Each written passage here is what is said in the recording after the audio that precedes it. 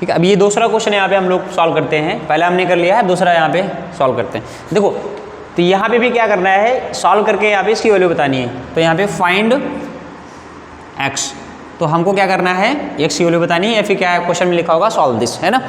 इसको सॉल्व करके यहाँ पे x की वैल्यू बतानी है। अब यहाँ पे क्या करेंगे, देखो अगर ये मॉड यहाँ पे आउटर मॉड की बात कर रहे हैं यहाँ पे, अगर ये बाहर वाला मॉड हटेगा तो राइट साइड में प्लस माइनस आएगा ना साइन।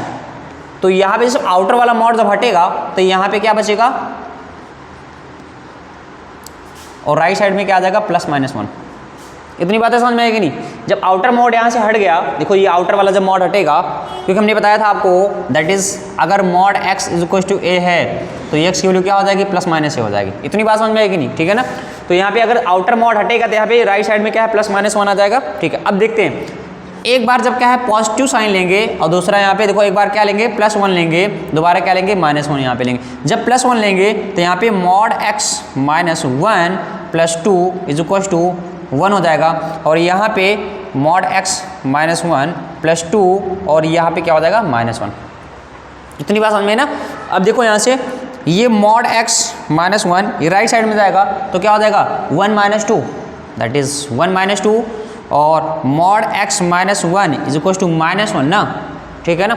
अभी बताइए अगर कोई भी क्वांटिटी अगर मॉड के अंदर रखी है, क्या ये कभी निगेटिव आ सकती है क्या, नहीं। तो अगर लेफ्ट साइड में मॉड लगा हुआ है तो राइट साइड में ऑलवेज क्या है, पॉजिटिव क्वांटिटी आनी चाहिए, है ना। क्योंकि मॉड का जो आउटपुट होता है, हमने आपको देखो ग्राफ बना के बताया था कि मॉड का, जिन बच्चों को ग्राफ नहीं आता है मॉडुलस फंक्शन का, तो पहले वीडियोज़ में जाइए, आपके सबसे पहले वीडियो जो है मॉडुलस की, वहाँ पे आपको मिल जाएगा। तो हमने आपको बताया था कि जो मॉड का जो रेंज होता है, रेंज मतलब इसकी जो वैल्यूज़ आती हैं ये ऑलवेज क्या है, पॉजिटिव होती है ना। ये क्या है, 0 से ऊपर होती है, मतलब यहाँ पे इसका जो रेंज होता है, रेंज ये बिलोंग करता है क्या है, 0 से इनफाइनाइट, दैट इज़, या फिर क्या हम रेंज की बात करते हैं, ये 0 से इनफाइनाइट होता है, या फिर ग्रेटर देन, दैट इज़ ये इस तरह से बात करते हैं, y is greater than equal to 0 होता है, ठीक है ना।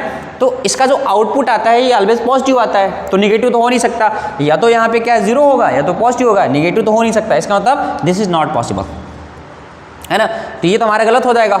अभी इसको देखते हैं, तो mod x minus 1 is equal to minus 1 and minus 2।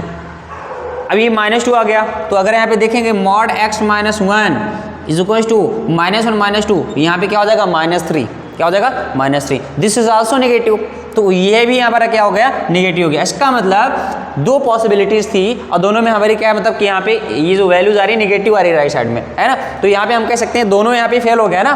तो अगर दोनों फेल हो गया इसका मतलब यहाँ पे क्या हो जाएगा, नो सॉल्यूशन, यहाँ पे कोई भी सॉल्यूशन नहीं आएगा, है ना। तो यहाँ पे अगर तुमसे पूछा जाए फाइंड द सॉल्यूशंस ऑफ, तो यहाँ पे 4 ऑप्शंस मान लो दे दिया, 4 ऑप्शन दे दिया, only 1 solutions, exactly 2 solutions, and यहाँ पे सी ऑप्शन दे जाएगा that is 3 solutions, and 4 option दे देगा नो सॉल्यूशन। तो आपको चौथे वाले पे टिक करना है, दैट इज नो सॉल्यूशन। आई बात समझेगा नहीं, ठीक है ना। कॉम्पिटिशन में ऑलवेज क्या है, नंबर ऑफ सॉल्यूशन आपसे पूछ लेते हैं। तो अगर कोई पूछे नंबर ऑफ सॉल्यूशन यहाँ पे क्या है, तो 0 है, तो मतलब इसका मतलब क्या है कि x की कोई ऐसी वैल्यू है ही नहीं जिसको आप इसमें रखोगे और आपकी वैल्यू ऑलवेज, मतलब यहाँ पे राइट हैंड साइड में क्या है, 1 आ जाएगा।